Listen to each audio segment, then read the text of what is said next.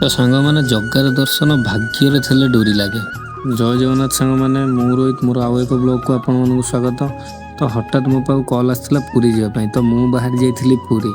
ତ ପୁରୀରେ ପହଞ୍ଚି ଫାଷ୍ଟ ମୁଁ ପାର୍କିଂରେ ଗାଡ଼ି ଲଗେଇଦେଲି। ପାର୍କିଂ ଭିତରୁ ଗାଡ଼ି ନେଇ ଗଭର୍ଣ୍ଣମେଣ୍ଟ ପାର୍କିଂରେ ଗାଡ଼ି ପାର୍କିଂ କରିସାରିଲା ପରେ ମୁଁ ବାହାରି ଯାଇଥିଲି ଗାଧୋଇବା ପାଇଁ ନରେନ୍ଦ୍ର କୂଳକୁ।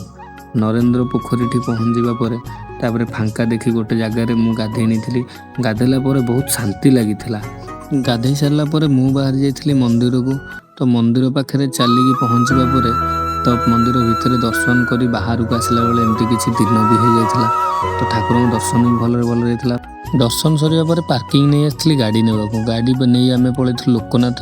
ତ ଲୋକନାଥଙ୍କୁ ଦର୍ଶନ କରିସାରିବା ପରେ ସେ ଲୋକଙ୍କୁ ବଡ଼ଦାଣ୍ଡରେ ମୁଁ ଛାଡ଼ି ଗାଡ଼ି ନେଇ ପଳେଇ ଆସିଥିଲି ଦେଇ ଘରକୁ। ଦେଇ ଘରକୁ ଆସି ଦେଖେ ତ ଦେଇ ବସି ତା କାମରେ ଲାଗିଥିଲା। ତ ଦେଇ ସାଙ୍ଗେ ସାଙ୍ଗେ ମୁଁ ଖାଇବା ପାଇଁ ବାଢ଼ି ବି ଦେଲା।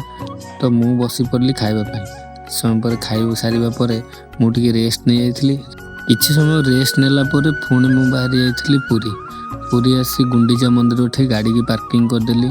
ତ ପୁଣି ଚାଲିଗଲି, ତାଙ୍କ ଫୋନ୍ ଆସିଗଲା ଆମର ସରିଲା ଆସ ଯିବାରି ବୋଲି। ତ ତାଙ୍କୁ ନେଇ ଆମେ ବାହାରି ଗଲୁ ଘରକୁ। ତ ସାଙ୍ଗମାନେ ବ୍ଲଗ୍ ଟିକେ ଏଇଠି ରଖୁଛି। ରହୁଛି ଜୟ ଜଗନ୍ନାଥ।